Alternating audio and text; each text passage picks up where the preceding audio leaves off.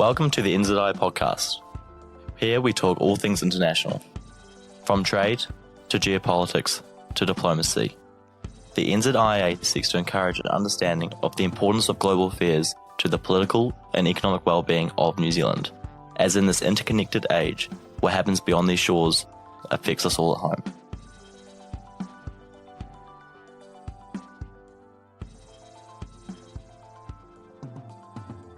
Hi guys, and welcome back to the NZIIA Youth Panel podcast. I'm Alex, I'm one of your hosts today. I have recently completed my BA and I'm finishing my MSS at the end of the year. Hello, I'm Patrick. I am currently completing my MSS program at Victoria University, and I am also a member on the NZIIA Youth Panel. Today we are with Jackson Calder.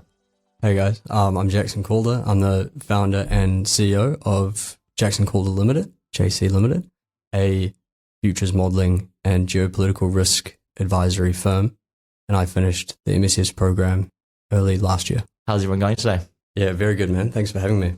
And yeah, I'm good, thank you. Cool. So just for an overview for those listening, we're going to be basically talking about IR, career pathways, monetizing your knowledge, and basically the overarching understanding of the space from a young person's perspective and the transition from uni to working in that space, kind of all of the above. So what was your uni experience like? Because you're so recently a graduate, right? Yeah, pretty much. I finished early last year. So did a BA in international relations and cultural anthropology, and then MSS, Masters of Strategic Studies. Wrapped that up just as COVID hit. Oh, perfect. Which was gnarly, but I also did a bit of tutoring, tutored international security, international relations papers, and I reckon that was a good way to take it to the next level. Any tips for tutoring, as I am just beginning my tutoring training? Had it this morning. Oh, awesome, man. I would say what I modeled my tutoring off was that I had tutors who you could tell were really obsessed with the power structure thing. They'd turn up in a suit every time, and they weren't standoffish, but they were a bit, I'm the boss, you're the student. And I didn't really vibe with that when I was the student. So I just tried to be as approachable as I could and let people go off on tangents every now and then and pull it back. Just a pretty nice environment. And I got really good feedback from students. So just be yourself, be chill, don't go on some power trip. Yeah. So facilitate rather than authoritate, I guess. Oh, 100%. Yeah. 100%. Yeah, that's good. Because, as a student, those were the interesting shoots. Yeah, make it something that, when they turn up and you say g'day to them, they're smiling. That's when you know, sweet, we're going to have a good shoot. And so where were you at when you finished uni? What were your expectations straight afterwards? I was pretty convinced that I would get a job pretty much straight away because the reason I chose the MSS was because it was a bit more specialized. The Masters of IR is way broader, and I felt like specializing towards security and defense and these sort of things would almost certainly result in an easier pathway towards employment, if that makes sense, because it's like you're more specialized and stuff. So, and I mean, I had an interview with MOD, the Ministry of Defence, before I'd even finished writing my thesis. Heading into 2020, had the interview, still writing my thesis. My expectations were definitely pretty high for securing something and taking on the next step. And then, obviously, COVID came along and kind of screwed all that up. And yeah, I mean, the MSS is a fantastic course, and I think students taking it now can definitely be hopeful that you'll have a good shot at securing a role. But it is harder than it looks, and I'm sure we can unpack that a bit. But yeah. Yeah, well, I was just going to say, it's like, what's going to get me a job? And the specialized kind of experience that you get out of the MSS was why I decided to swap into that pretty much straight away.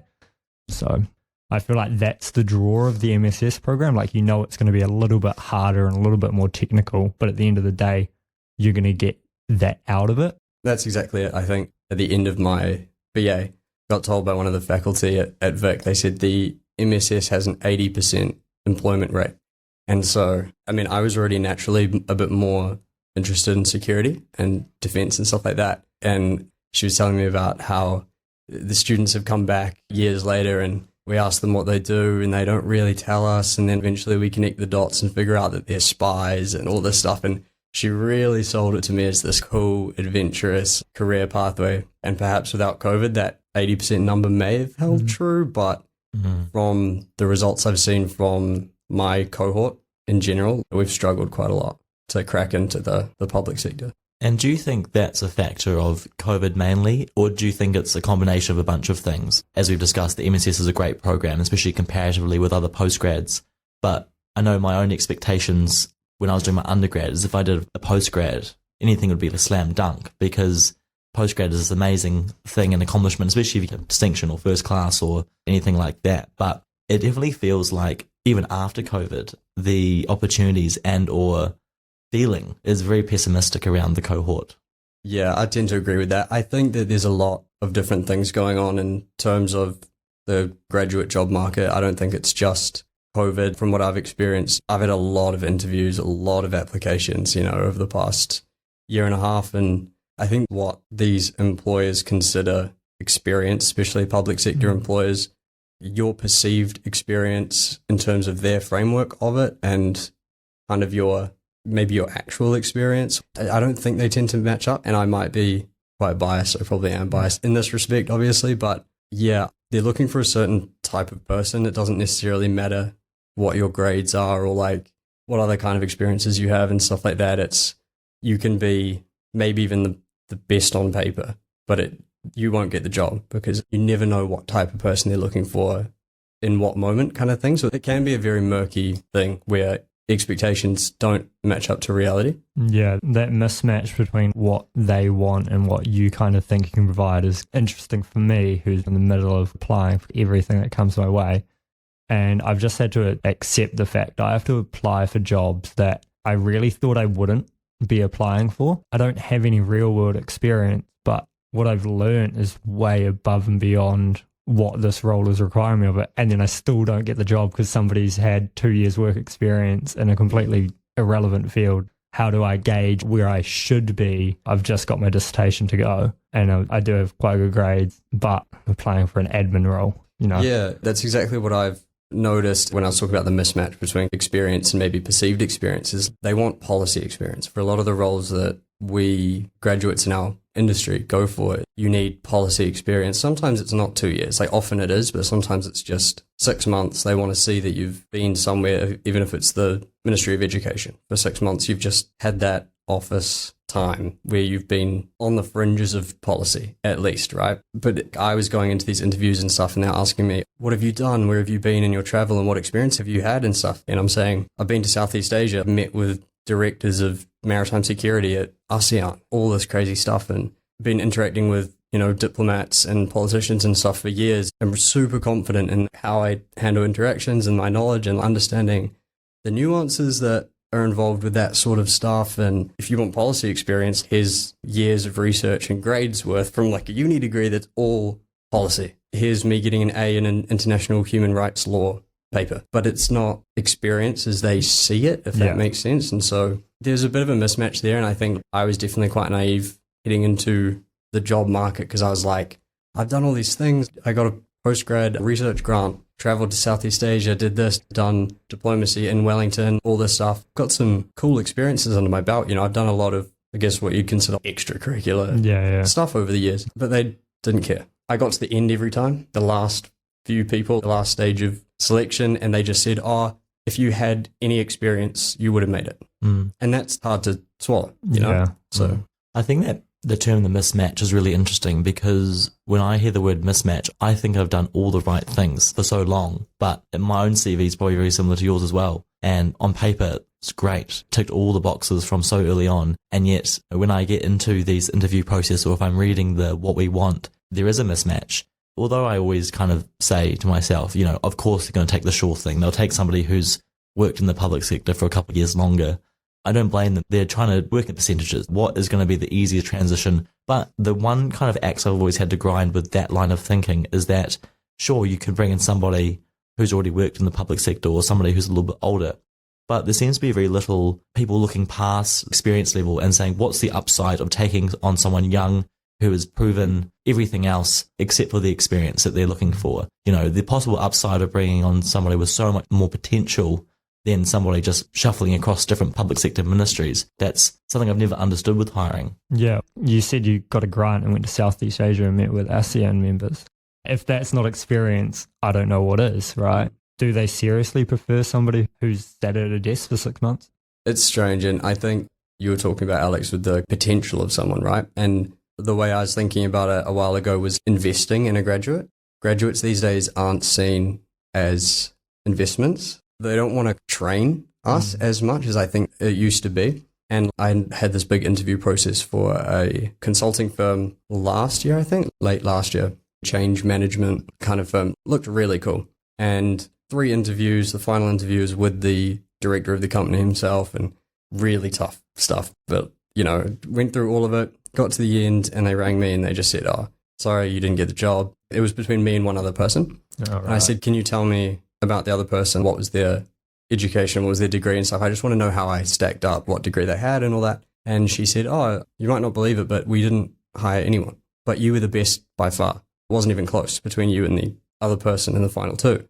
Okay, what do you mean? So I was the best candidate by far, in your own words, but you're not giving me the job." She was like, "Oh, sorry, we just realized we actually need someone who can hit the ground running a bit more. We don't have time to train someone new." And like on the job advertisement, it said graduate. Yeah, had the exact same experience. Not going as far as you, but I got knocked out at kind of the second selection, and they were nice enough to send me an email why I wasn't getting an interview. Graduate role, and they said, "Oh, we want somebody who's going to be able to slot right into the work environment, so we don't really want to take a risk on somebody like you, but you're a really good candidate for this role, and we would love if you applied again." And I was like, that's the most backhanded compliment I've ever had. It's tough. So I'd say to recent graduates or people going to graduate soon and stuff like that, you're going to take some massive L's. I went into it relatively naively, hot off the masters, being like, "Yeah, I've already got an interview with MOD, already got an interview with INFA, all this stuff," feeling really good and having my expectations really high, and then you just take L after L after L after L. "Oh, sorry, you don't fit the team, sorry, we chose someone else." You might hear it a lot. I'll just say, adjust your expectations, just get ready for that grind, because it's a serious grind, and it can be really disheartening when you've worked so hard to get to that point, feel like you're ready. And then for these places you've looked up to for so long, like, oh my God, the Ministry of Foreign Affairs and stuff, for them to just say, "No, sorry, you don't have any experience," when you think that you've got some great experience, it's tough. But just preparing for that mentally will be really helpful. So I suppose when you're saying that, you've kind of said how your expectations have changed from working in the public sector, but did you feel like all those things that you said that you did, do you think all that knowledge that you gained from maybe your degree or your real life experience doing those out of the box things as well, do you think they weren't recognized when you went through those interview and job processes? Like, did you ever feel like you were in the room, but they hadn't actually read your CV, they didn't actually know you and know what you had done and know your potential and like what could be if they trained you? Because my experience with anything I've done, whether I've been really out of my comfort zone or in a new area, you just learn on the fly. And I'm sure someone moving from admin job to admin job, from policy job to policy job, has to learn how to do it on the fly as well. They're adjusting to a new environment, a new team. We're humans, we just adapt, we learn and we just go.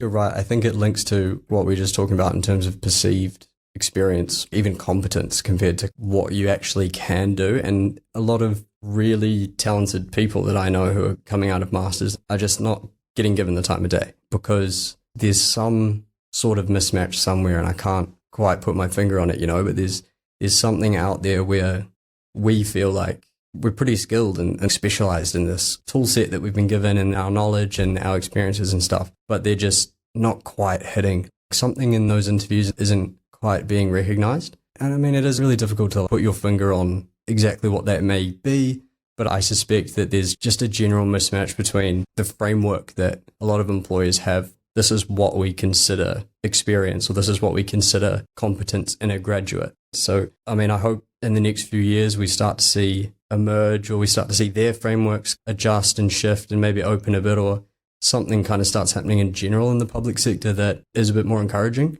in general. It's a real big difference when you look at the private sector, especially with the commerce side, how they're treated in university compared to how the general public sector, people who've done our degrees, especially the IR and political science, that may just be my bias because that's what I did, but I've had next to no direct contact with any public sector role. And it's like, I want to work in the public sector. I don't want to go work for the private sector.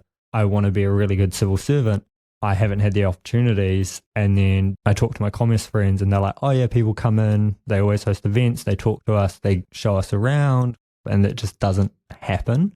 Mm-hmm. So I guess we've talked about it, but how have your expectations changed from postgraduate into 2 years out? I think I vastly overestimated the potential impact that I would have in the public sector. I think I've had this cool vision of me getting into MOD or into MFAT and straight away being like, all right, we've got this policy, or look at this strategy, or what about this and this and this? Just having some agency, heading in and just instantly kind of being able to make an impact. But that's definitely what I used to expect. And now in the past year and a half, having a few mates who have cracked it, meeting people in the past year and a half who are in MOD and stuff that I didn't know before, and hearing the first-hand experience of what it actually is like to have the analyst role at MOD, that everyone in the MSS is just gunning for, or the foreign policy officer role and stuff like that. Hearing firsthand from them, I can't obviously speak for everyone, but just a lot of the people I've spoken to are reasonably disappointed in not the job itself. They're happy to be there, but just they are realizing now that it's not what I thought it would be. I don't actually have as much agency. Like, I don't actually make that much of an impact. I think we are pretty lucky in New Zealand. Government in general, very transparent, and the bureaucracy, we don't have a federal government type thing, so we're generally lucky. But yeah, I think, like me, they overestimated how much power they could have, and just coming to terms with it now, being on the inside, like, it's going to take 5-6 years to start getting a taste of what I envisaged it to be. But like I said, I don't want to put that out there as a blanket statement. But yeah, from what I've heard from a few people there, they had to come to terms with that. So after you've gone through all these interviews, what made Jackson Calder Limited? What triggered that out of everything we've spoken about? So back in trimester 1 of doing the MSS, I was taking Van's Analytic Tradecraft and Wargaming course. And I remember sitting in my flat in 2019, getting introduced to all this stuff and starting to read about futuring and all this stuff. And I remember vividly just sitting in my room, staring out the window and having this thought to myself, I could be a futurist. Is that a legitimate profession? I'm reading about these people and their title is futurist. I'm like, what is this? This is so cool. And I remember feeling really excited in that moment, having that realization that, oh, wow, this might be a thing. And then that was probably February, May, very early on. And then somewhere over the course of the next year, to the point where I finished my thesis, that got lost somewhere, that feeling of what if this is possible, having this curiosity and excitement. And I was definitely wrapped up in the public sector. It has to be MOD, it has to be DPMC, it has to be MFAT, but also had the blinders on, very tunnel vision towards those things. And the applications before COVID and then just after COVID were kind of the same type of thing. But then seeing the fallout from COVID now and how things are shifting structurally, I had just had this wake up moment a bit earlier this year. I was just like, hold on, I wanted to be a futurist. Why can't I do that? So originally had the idea back in like 2019, the Wellington Geopolitical Futures Centre, me and a couple other guys, we kind of founded the idea of it. We had a founding document, all that stuff. But yeah, I revisited that earlier this year and I was like, you know what? I want to, in 5 years, 10 years, whatever, I just want to look back and know that I gave it like a really good shot to try and make this real, to try chase that dream of like, hey, I'm a futurist kind of thing. And for those listening, so what is a futurist and what is Jackson Calder Limited and what does it do? So futures modeling, it emerged from the national security community and from big multinationals. The critical uncertainties matrix, which is probably the most famous futuring forecasting tool, it was developed by Shell, the oil company, way back in the day. Them and Rand were the first to start introducing robust, advanced futuring methods into their company's strategies and stuff, to actually have tangible impact. And so I looked around New Zealand and I was like, are we managing geopolitical risk that well? And the answer appeared to be no, not really. We're not even cognizant of a lot of risks that are out there. And we think that we're kind of insulated to an extent, which we are geographically, but we're definitely not structurally, legitimately, if that makes sense. So how I thought about it is we're a nation who exerts more political influence than we should because of how globally minded we are. But then our approach to this globe in terms of, spending money or that kind of thing is, we're just a small nation at the edge of nowhere. Who's going to come threaten us? Why would they bother? But we're also calling out these larger nations on human rights abuses and all of this stuff. And monopoly is not the right word for it, but we've created this kind of thing where people look to New Zealand to kind of call out the bad stuff. And then we sit here and go, well, no one's going to do anything bad to us for doing that. We punch above our weight regularly. A main tenet of our foreign policy is being a good global citizen. So a lot of it's values based, right? That's why we call out human rights abuses and stuff. But we all know that we've fallen short even in that aspect in a lot. And everyone knows we have a very, very strong economic dependency on China, as a lot of countries do. So we're trying to strike this balance between where do our morals lie in terms of our values-based foreign policy and trying to have an influence on the foreign international stage and keeping our economy going kind of thing and addressing security concerns. But this is why if you look into the Pacific and stuff, geopolitics is on our doorstep. There's some crazy stuff happening in the Pacific Islands and foreign direct investment and assets, like gifting assets and all this stuff in the Belt and Road, and the kind of political environment, the strategic environment, I should say, is evolving more rapidly than it ever has, I think. And probably more rapidly than New Zealand wants it to, I would say, especially with COVID and how we're funding the MOD as well. There's a massive force mismanagement there as well in terms of like what we want and what we're willing to pay for. Yeah, I think everyone's out of their comfort zone at the moment because the whole strategic environment is shifting so rapidly. And I think the hybrid warfare grey zone thing, which I had a PhD proposal ready to go actually at Vic last year. I was like this close to actually just pulling the trigger and being like, no, I'm going to go back, do a PhD. But it was on hybrid warfare, and it was going to be writing a new playbook to try catch the West up to the revisionist states that are really good at hybrid warfare and disinformation campaigns, cyber, grey zone sort of stuff. And so because of this environment now, everyone's out of their comfort zone, but particularly in New Zealand. Okay, there might be a couple agencies in New Zealand, a few private companies that do a bit of futures modelling and stuff, but the vast, vast majority of companies and organisations in New Zealand is not doing any type of forecasting, futures modelling, but they're also not doing geopolitical risk calculations. They're not assessing this sort of stuff in the first place because there's this general naivety around New Zealand. We're insulated. We're fine. So the point of JC Limited is I can offer these national security tools. There's some really cool stuff. Let's take, this random policy on this random thing in this middle-sized company in Christchurch. Let's wargame the hell out of it. Yeah. Let's red team it. Let's create some alternative future scenarios. Let's find some blind spots. You might not realize some vulnerabilities that you have in terms of the security environment and things like this. So let's find this out for you because it's going to be really important in the next few years. Finding blind spots, I think, personally is going to be the most interesting development in the IR community in New Zealand. I assume we have quite a lot of them, if you've had any experience with that yet. But yeah, just that blind spot finding is probably, I would consider, the most overlooked part of the IR community in New Zealand. Yeah, and guess what was a massive blind spot for pretty much every country in the world before 2020?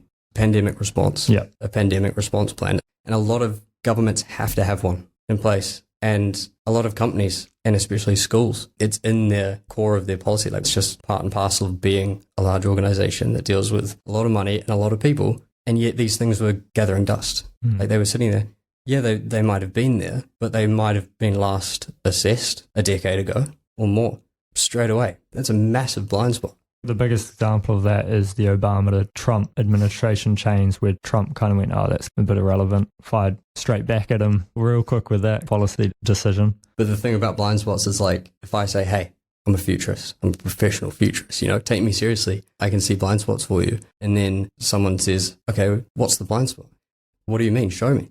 The thing is like, well, I don't know yet. This is the thing is none of us know, but we have methods and processes that we can use to find them. So we should find them. That's the point, So you've kind of got that sales pitch of, I can do this, I can do the future modeling for you, I can create some matrices for you, we can probably do some probable futures, potential futures, etc. But ultimately, do you think at the very least you'll understand slightly more where your company or where your organization is heading in the future? If nothing else, what you're going to get out of partnering with me, using me, is I'm going to show you projections in the future and you're going to understand them more than what you do today. I mean, yeah, absolutely. At a bare minimum, you will understand where your organization sits within a geopolitical context.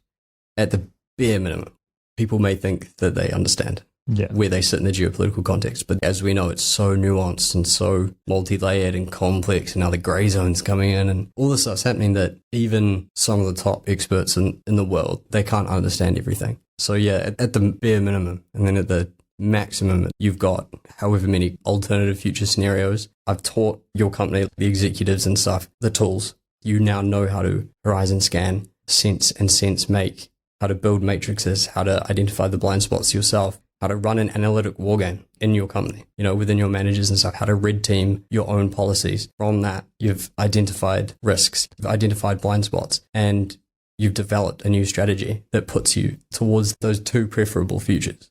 This strategy is designed for them, but it also accounts for the risk of going towards this future that's not very preferable kind of thing, So it's robust strategy formulation based on all these really powerful futuring tools, national security knowledge, you could say. Yeah, it's also just because the international environment going up to the state level is incredibly complex and we can't fully understand everything. It doesn't mean we can't sift through that and give ourselves some best guesses for the way things could go.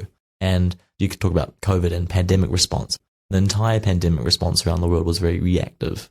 It seemed like no one had a plan thing, which seems crazy, right? Because if we know the devastation COVID has caused, you would have thought the trillions of dollars on the line or the lives on the line would have, it seems like a lack of due diligence. And the interesting thing about that is you can apply it to almost anything in the sense that there are so many risks that can occur if you're talking organizational level, state level, that it seems crazy that there aren't just teams of people future modeling all day, every day, managing the risk, because it just seems because it seems crazy, right? Because it's a little bit of due diligence which could save you a world of headache. And if you could take that up to the state level, where the thing that I've always said all the way going through IR is that everyone 5 years before something happens says they could never see that coming. It's just a matter of fact for the industry that we're in and the complexity of the international environment. Whatever it is, no one could have foreseen Trump. Everyone keeps saying that and keeps saying that and keeps saying that. But, amongst all of that, there is probably modeling and systems you can use, which would have meant maybe not predicted it, but you would have thought that is a possibility that we should prepare for. Preparation, right? I look at it like battleships. You may miss, but at least you know it's not there. Yeah, that's a good one. I really like the word you said, reactionary, right? And that's the core of it, in my eyes, is we need to start being proactive. And the way to be proactive properly is to take peeks into the future. And we can. The future cannot be predicted. That's the number one rule of futuring. Anyone who says they can predict it is outright lying. But it can and it should be forecasted. And Kathy Downs, legend at Victoria University, I remember her saying, sometimes if you're futuring, you have to propose the ridiculous, because there are things happening today that people 10 years ago would have said that, that's ridiculous. There's no way. And they happen. And so when you're talking about the bureaucracy and stuff of the government, there isn't a lot of room for creativity as far as I see it. And sometimes we really need a bit of innovation. We need to just give some people full creative freedom and just say, go nuts for an hour. Just let's get a whiteboard going. Go absolutely nuts and just propose ridiculous stuff that the lawyers at MFAT will never let pass in a million years. Who cares? Let's just start doing some forecasting and stuff like that, because you never know. Like you said, for the battleships, you'll miss a lot, but at least if you miss, one, you did your due diligence. Well, we looked there anyway, and this might have happened, it didn't happen. Cool.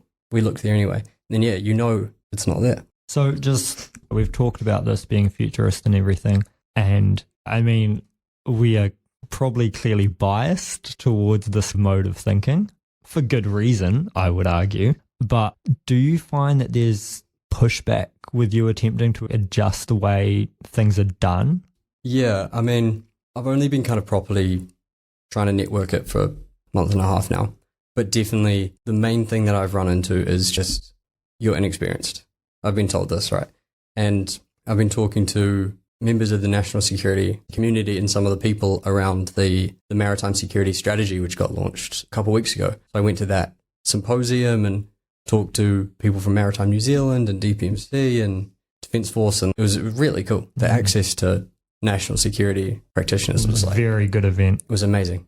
And so, yeah, I've been talking to a lot of them, and some of those agencies are only just starting to create their own forecasting units, and they call it strategic intelligence and stuff like that. And they're putting it into those units, and it's strictly for national security purposes, which makes sense because that's what it's kind of always been for. But I've been talking to them, oh, okay, so what kind of like models are you running and what's your process and all this stuff? And one person said to me, oh no, we're not that far yet.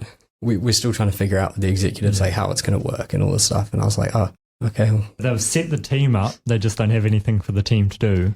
Yeah, and so the point is I get pushback on why should we trust you, or why should we believe that you could design a strategy better than we have already, what, you're 24 kind of thing. And I get a lot of that. Then I see our national security community is just on the brink of starting to adopt a lot of this sort of stuff.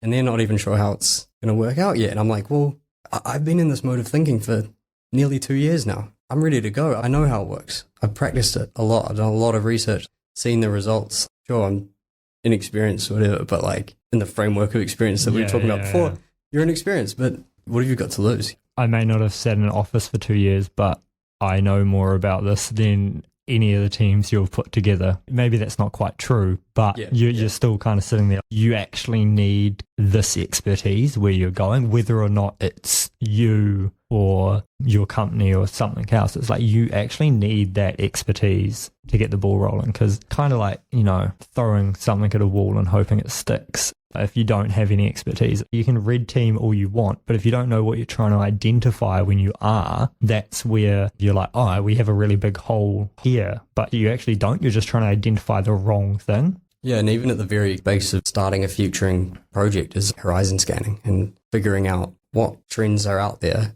what trends are important, what trends can we work with, what doesn't make sense to work with. That very basic starting off point is it takes specialist knowledge to pick the right trends and to see the right things, and you get a sea of information to be able to pick out what's important and actually get off to the start you need to build a whole futures project off. Even that very first step, that's really difficult to do if you're not trained on how to horizon scan, Yeah. I definitely think the thing that's different and cool about what you're doing is you're trying to institutionalize these skills. One thing I have always harped on about is that even the idea of putting a team together to be proactive is reactive in of itself, because the need to put together a proactive team is a reaction to that not being there in the first place. And I think something that's interesting is that everyone, even New Zealanders especially, have an island mentality because we are an island. But in the world we live in today, Van Jackson once said, even if you are an island, you're not, because this is the information age. Everything is instant. My fear when it comes to future modelling and this talk of being proactive versus reactive is that once we return to quote-unquote normal, when, COVID, if it ever dies down properly, dies down, people will be so keen to get back into their cubicle comfort zones. This is how we do things. This is how we react to situations, especially as a small state like New Zealand.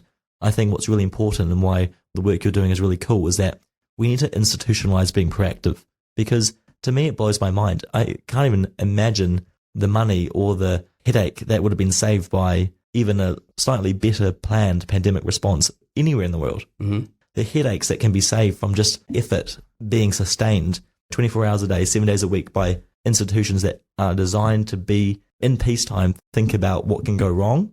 It just blows my mind that it's not already institutionalized, right? Well, we've actually seen the benefits of it in Korea and Japan, right? They did this modeling on COVID and on infectious diseases, and they did very, very well in handling it very, very quickly, considering their population and the density of that population. They had these structures in place. If it was the New Zealand government in the place of the Korean government in Korea, completely different story, right? It's good to make a point on this. Like I said, the biggest blind spot ever was pandemic planning. It's very, very easy to say that in hindsight, of course. But I think it becomes fruitless trying to drill it in. Why didn't the New Zealand government do this and this and this? But the point stands that why is there not an institutionalized futures framework in place in the government? Why is there not heaps of in-house futuring being done? Every ministry, every agency has its own in-house futures team, and a lot of big companies and stuff. What I don't like is when you think of the word futures now, that word reeks of speculative stocks, right? It's like Tesla futures and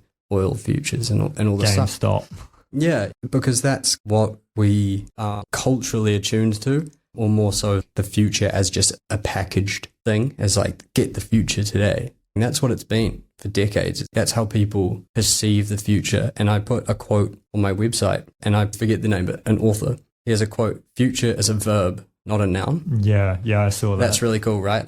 I wrote an article about how futuring needs to be this iterative process, and we need to change our whole mindset about it and stuff like this and teach new mindsets. So yeah, one of the goals with JC Limited is let's make this an institution. I say on the site, I want futuring to be part of the lifeblood of New Zealand business going forward and government. It should be this entrenched, institutionalized thing. Why do we not have structured futuring processes ongoing all the time? Yeah. And it does seem the time for it because, everyone's in a massive reset after COVID. This is where people are taking a look at their models and their, maybe their business models or the way their organizations are structured and being like, what do we do going forward?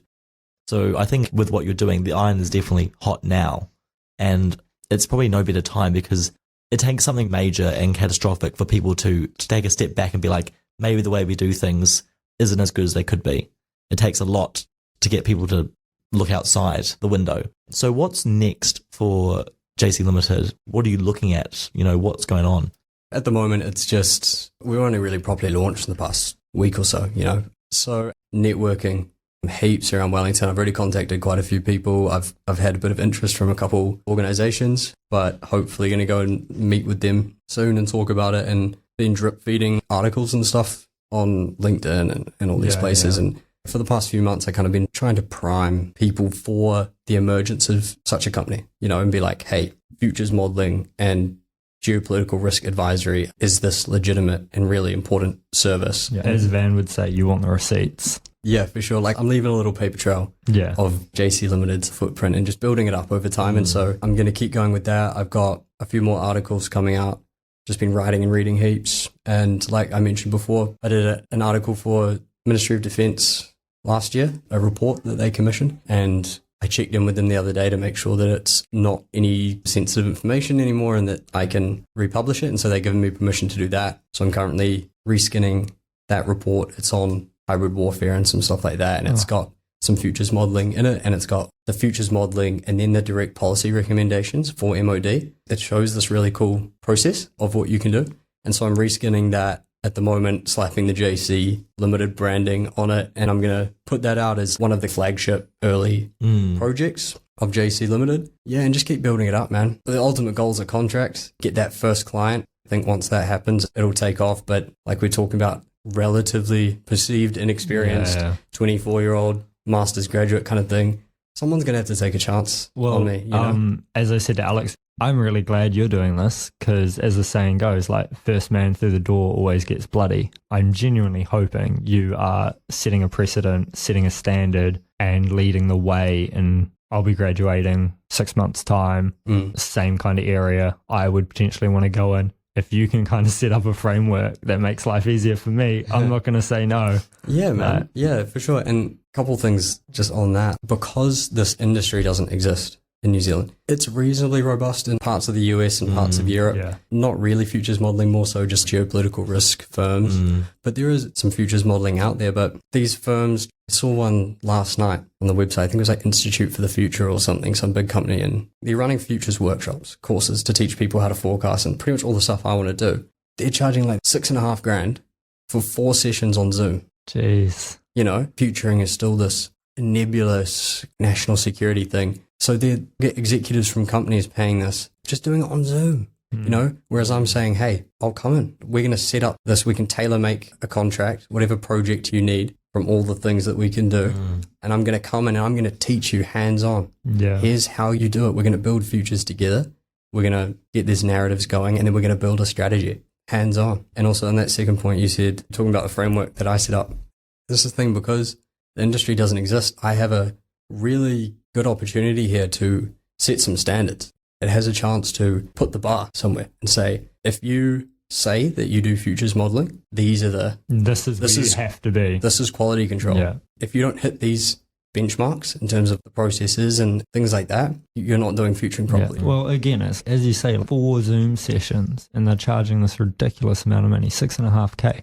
What are they selling? Because not only are you going to run them through and do it for them, you're also going to teach them how to do it, and then you're going to collaboratively come together and present a policy direction or a strategy in response to whatever you've researched, right?